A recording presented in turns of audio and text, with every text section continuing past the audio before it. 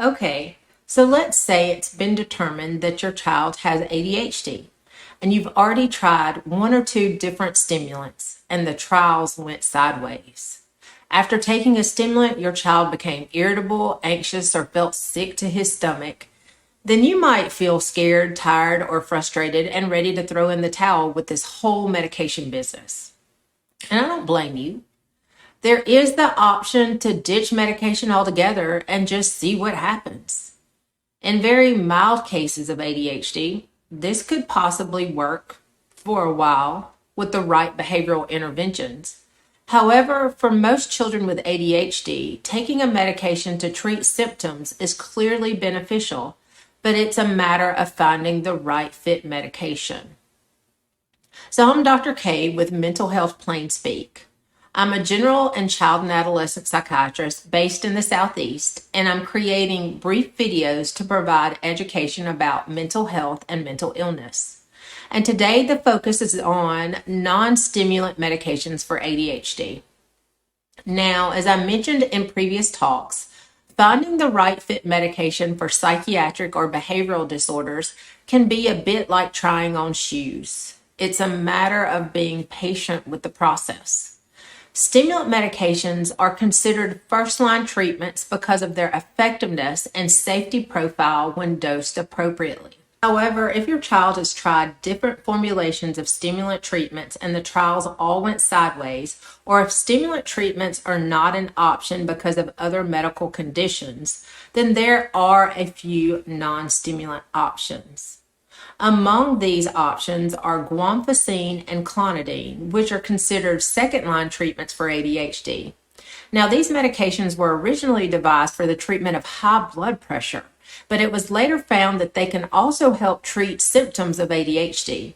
If your child has ADHD but also has a tic disorder, an anxiety disorder, a genetic or developmental disorder like autism spectrum disorder, bipolar disorder, or a history of hallucinations, then guanfacine or clonidine can be solid options for treatment and possibly a better choice than stimulant medications, because stimulant medications may worsen symptoms of those disorders.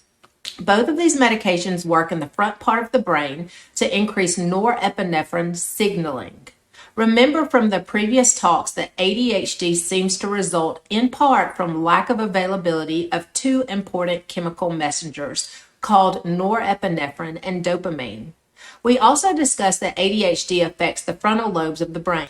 More specifically, ADHD can be attributed to problems in a region of the brain called the prefrontal cortex, which is responsible for controlling attention, impulse control, planning, and the ability to remember information while making decisions.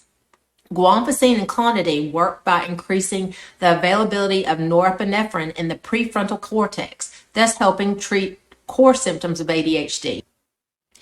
These medications are especially helpful for treating hyperactive and impulsive behavior, but guanfacine, more so than clonidine, can help with increasing the ability to pay attention.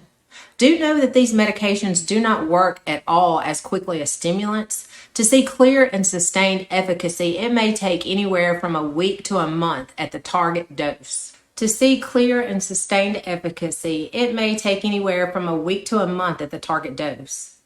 Guanfacine and clonidine both come in short-acting formulations taken 2 to 3 times daily, or long-acting formulations taken once or twice daily.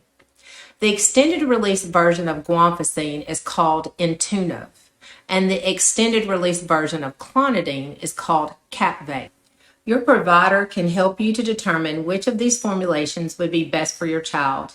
For example, in my experience with patients with a mood disorder and ADHD, the shorter-acting or immediate-release version of guanfacine may be preferable for treating ADHD symptoms over the extended-release version of guanfacine. The extended-release version warns about irritability and hallucinations as potential side effects. Now, the most common side effect that I've seen with both of these medications is sleepiness or sedation. And my experience in using these medications in clinic, the younger the child and lower the weight of the child, the more likely they are to experience drowsiness or lethargy. For many kids, this effect wears off in 1 to 2 weeks. However, for some, it persists. In my experience, kids are more likely to experience drowsiness or sedation with Capvay or clonidine. However, oftentimes, this side effect can actually be beneficial. The medication can be dosed at night to help kids who struggle with sleep, especially if the problems with sleep arise from taking a stimulant medication during the day.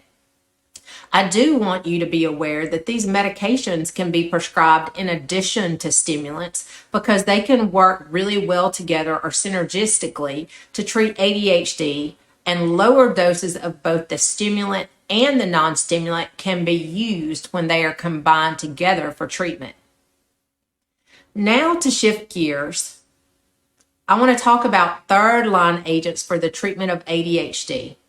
They include 2 different medications. One is called atomoxetine or Strattera, and the other is called viloxazine or Qelbree.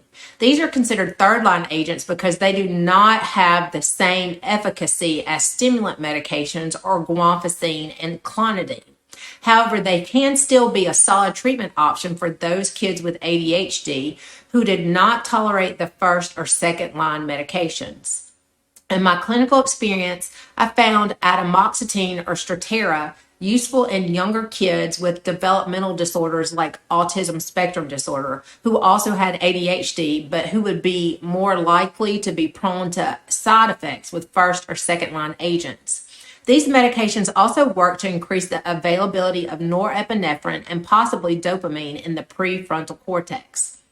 Sometimes benefits of these medications can be observed with the first doses, but to see the maximum benefit, you would need to wait for 4 to 6 weeks. The most common side effect I've observed is nausea and decreased appetite, but this usually resolves within a week or 2, and the nausea can be decreased when the medication is taken with food. All right, that ends our talk for today. I hope that this content has been helpful to you in some way. Remember to talk to your provider before implementing any suggestions that I make in these talks. This has been Dr. K with Mental Health Plain Speak. And remember, be kind, for everyone you meet is fighting a hard battle.